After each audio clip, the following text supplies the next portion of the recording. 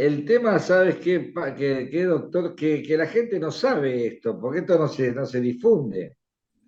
Los medios te tienen con otra cosa, con la política, con que Cavani va a Boca, con que sale River campeón, con la guerra de Ucrania, pero no te habla de los muertos y como vos decís, son los muertos que ellos dicen.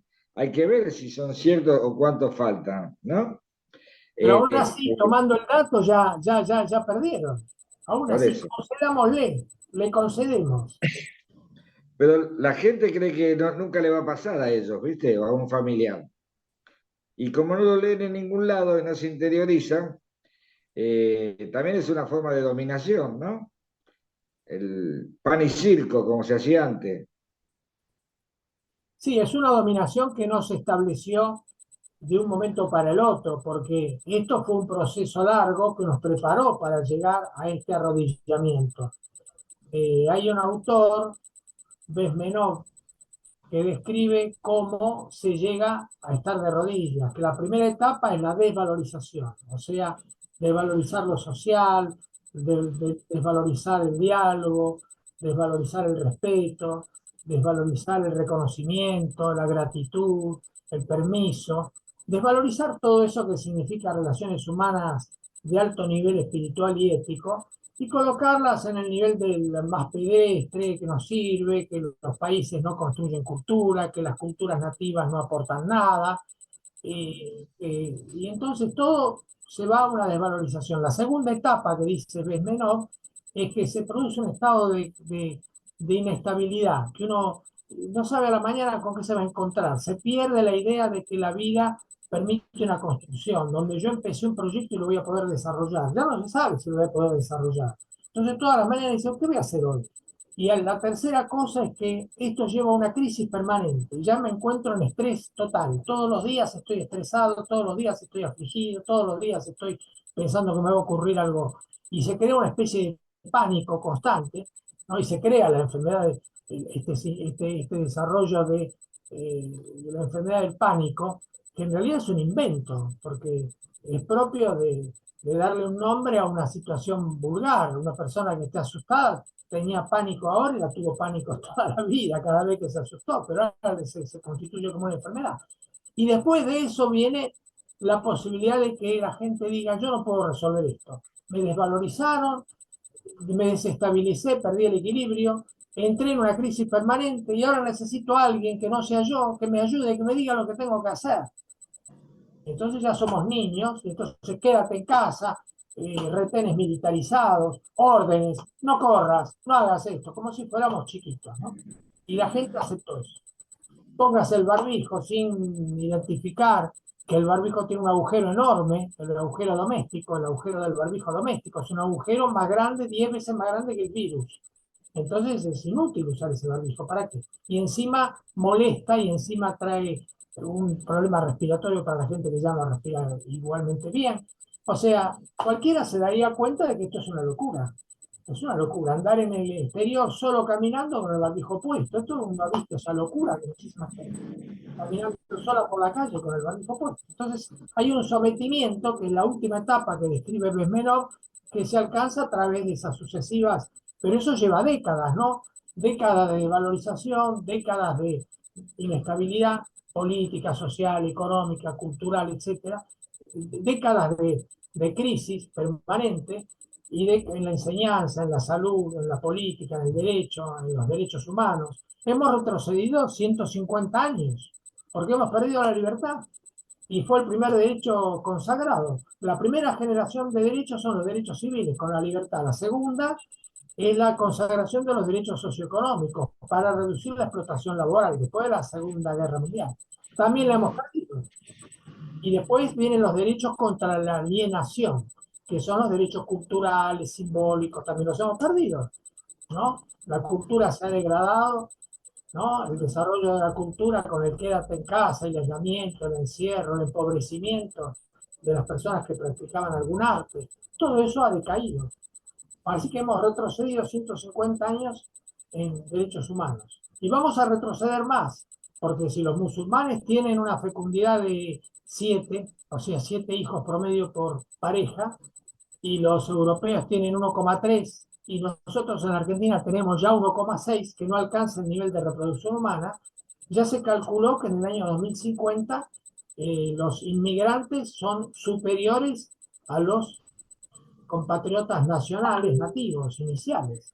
Así que de ninguna manera el mundo europeo va a aceptar que el mundo se musulmanice con las elecciones que consagraron el derecho a las elecciones, al voto, que aunque es una mascarada de la democracia, porque como ya vimos, al no elegir al poder que evalúa, que es el poder judicial, si no lo eligen ellos, acá no hay democracia tampoco, pero encima no va a haber tampoco elecciones si efectivamente, como se calcula, para el año 2050 la mayoría en Francia, la mayoría en Inglaterra, la mayoría musulmana.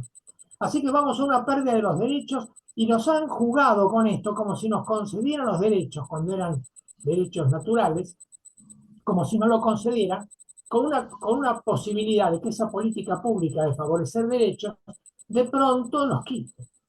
Y nosotros nos hemos acostumbrado que los derechos van y vienen, ¿no? Y te crean nuevos derechos, como vos has mencionado algunos, ¿no?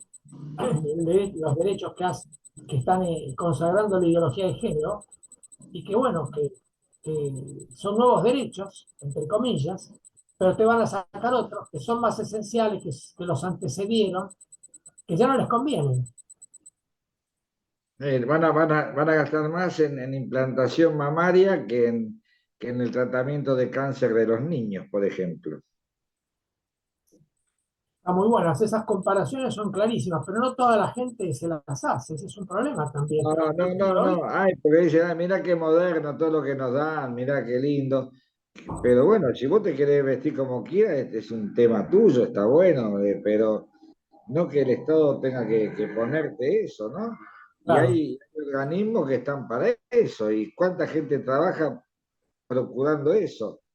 Y la salud elemental, histórica de la gente, el jubilado se muere, vos caes en un hospital y no tenés atención, como yo le digo a la gente, vos caes en un hospital y realmente estás en las manos de los médicos.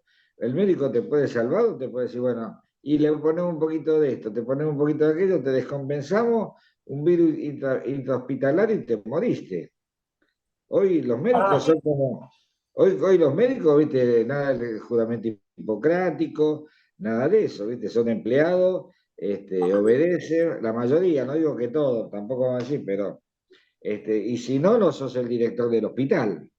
claro, Chao, claro, la simple. gente que se ha dado cuenta va a estar ahora asustada de la medicina, a pesar de que la medicina resulta ser esencial en algunos momentos para ciertos Claro, problemas que no lo va a resolver la homeopatía. A ninguna persona que tenga una fractura la va a curar con flores de Bach. Quiere sí, decir, exacto. vos tenés la necesidad de la medicina en cosas que se avanzaron y que te pueden salvar la vida, pero la gente está tan preocupada, la gente que se ha despertado respecto de lo que la medicina ha contribuido con este disparate, y dice, ¿cómo? Si yo voy al hospital me van a hacer un disparate. Porque vos Mm. fíjate que esto tampoco es nuevo. Si nosotros sabemos que adhirieron a Hitler los médicos y los abogados, adhirieron, adhirieron. No adhirieron algunos intelectuales y algunos artistas. Quiere decir que esta adhesión a regímenes nefastos ya es vieja, ya no es la primera vez que ocurre. Bueno, este es un régimen nefasto, peor que el hitlerismo, ¿eh? Así que no tengamos el régimen de derecha del imperio anglosajón es cruel, bombardea, no le importa nada, te, te vende microbios, te hace una guerra, te voltea el gobierno, asesinan presidentes en Estados Unidos. El imperio ataca y va por todo, ¿eh? Es así. Claro, la salud, uno la ha biologizado en la pandemia, se ha notado que muchos compañeros se la pasan todo el día pensando y hablando de lo biológico, con la importancia que tiene y la necesidad de investigar y y lo fuerte que va a ser dar esa discusión, que hay que darla porque la ciencia no se la tenemos que regalar. Entonces, esa discusión hay que darla, pero al lado de esa discusión, la evidencia biológica no es la evidencia más importante ni única. Acá, como decís vos, la evidencia del poder actuando en lo social, en lo económico, para el sometimiento, ¿no es cierto? Incluso con medidas este, propias del Dante, ¿no? Esto no puede pasar desapercibido. Entonces es tanto más importante que lo biológico. Lo biológico ha sido la llave para abrir la puerta de este desastre económico, político que han hecho, que es mucho peor que la pandemia, ¿no? Pero no todo el mundo, ni siquiera de nuestro lado, advierte esta necesidad de darle un tercio del discurso al tema biológico, un tercio del discurso al tema socioeconómico y un tercio del discurso al tema político, para poder, digamos, tener un armado de las piezas que conforman este mosaico, ¿no? Este puzzle. Yo no digo que la medicina sea buena, la medicina es buena y los resultados son buenos, pero siempre digo en la emergencia, ¿no? En la emergencia la medicina es bárbara, un infarto, una fractura, lo que sea. Pero después te hace el enfermo crónico, ¿viste? Sos crónico diabético, sos crónico hipertenso, sos crónico de los riñones, sos crónico... Y no te enseñan otra forma de curarte. ¿Me explico, Mario? Y lo que sucede es que si vos tomás medidas sustitutivas que la medicina inventó, como por ejemplo la insulina, sustituye a la insulina natural para que vos puedas soportar las diabetes insulino dependientes. Y bueno, sin esa insulina la gente también pagaría con su vida. Quiere decir que aunque es una insulina sustitutiva y no cura, también es indispensable y no la vas a lograr de las flores de Bach.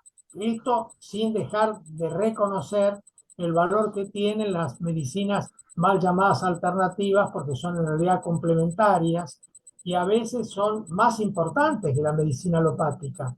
Pero la Eh, medicina alopática, si uno dice no la vamos a usar más, comete un gran error, porque no, no, en muchísimas circunstancias es indispensable y significa la vida. exacto. Sí, sí, lo mismo que la acupuntura, la medicina china, la medicina hindú, o los chamanes, qué sé yo, cada uno en su nivel, ¿no? Claro, en cada cosa vos podés encontrar de pronto una medicina que es o la alopática u otra de las que has mencionado, que es la fundamental, pero hay que elegir en medio de esa botonera la que funcione y no de poder descartar en esa botonera, digamos, a la medicina alopática por el hecho de que haya contribuido a este desastre, ¿no? Exacto, exacto. No, no, no, no, no hay que descartarla, no hay que descartarla, no, no, no, no.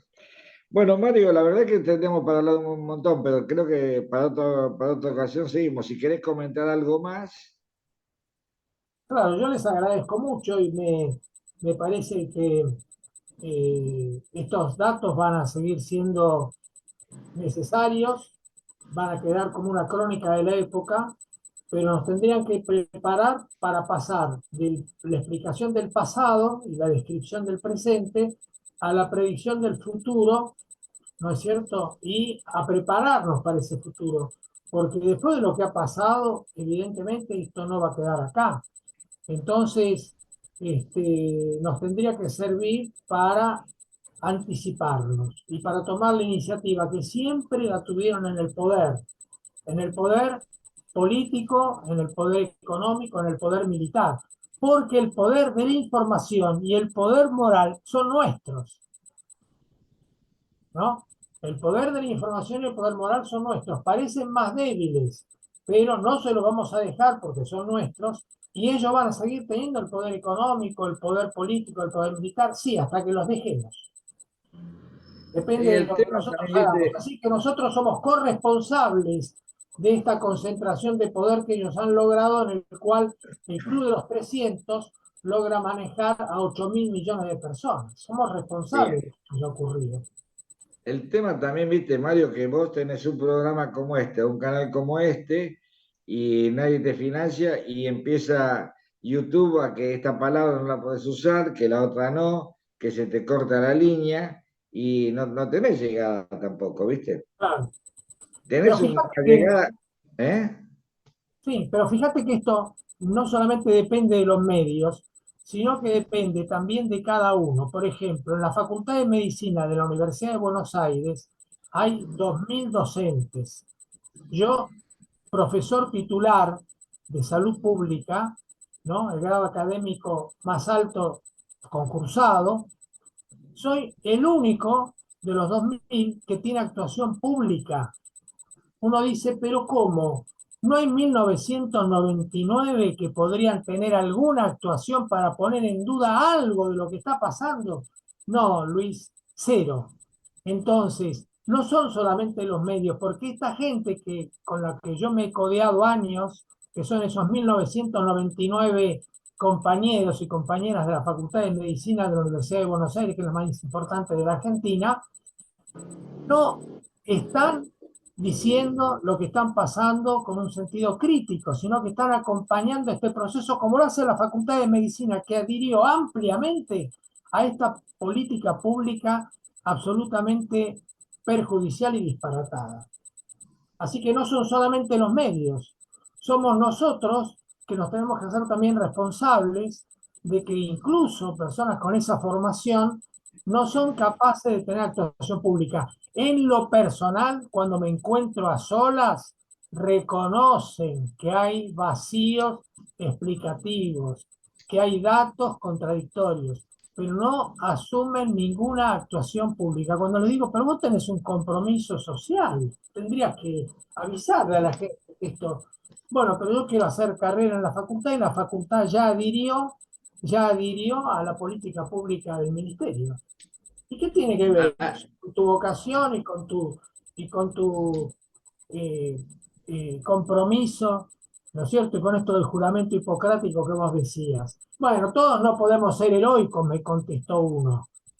Y otro que es también docente me dijo, bueno, de algo hay que morir. O sea, se escapan por la tangente. no, también hay que entender que realmente, no sé, puestos muchas personas en una elección de vida o muerte, o estás o lo aceptás o te saco de la facultad, y bueno, viste, no hay tanto heroísmo. No sé si yo tendría también tanto heroísmo como tenés vos. ¿Me explico? Bueno, eh, oíme, claro, ahí no es, ya no son los medios, son las personas las que estamos decidiendo nuestro propio destino, ¿no? Este, Claro. con una posibilidad que es la de decir lo que hemos aprendido.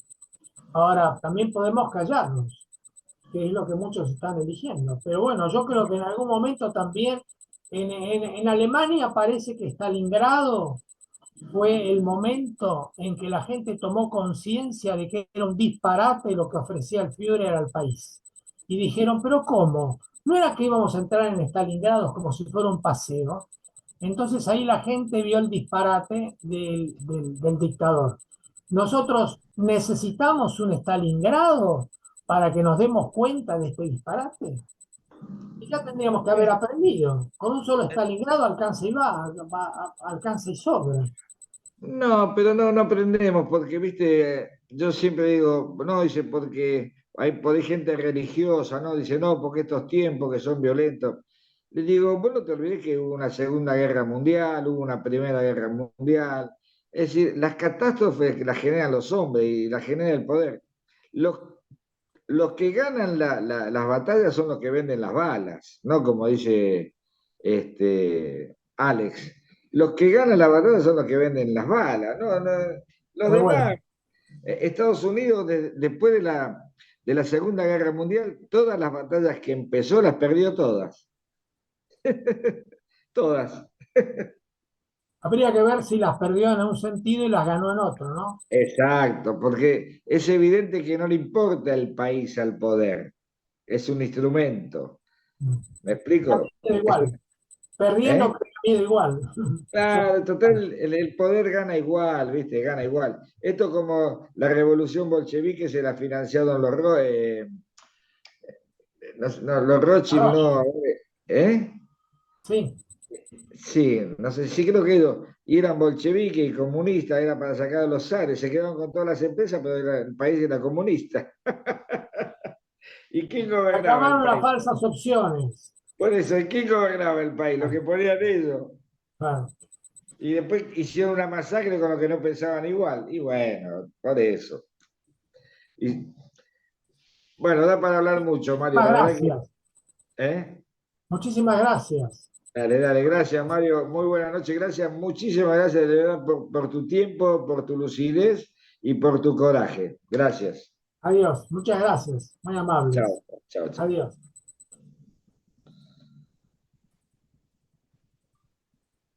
Bueno, voy cortando. Muchas gracias. Corte, por favor, Muchas gracias, gracias. Alex.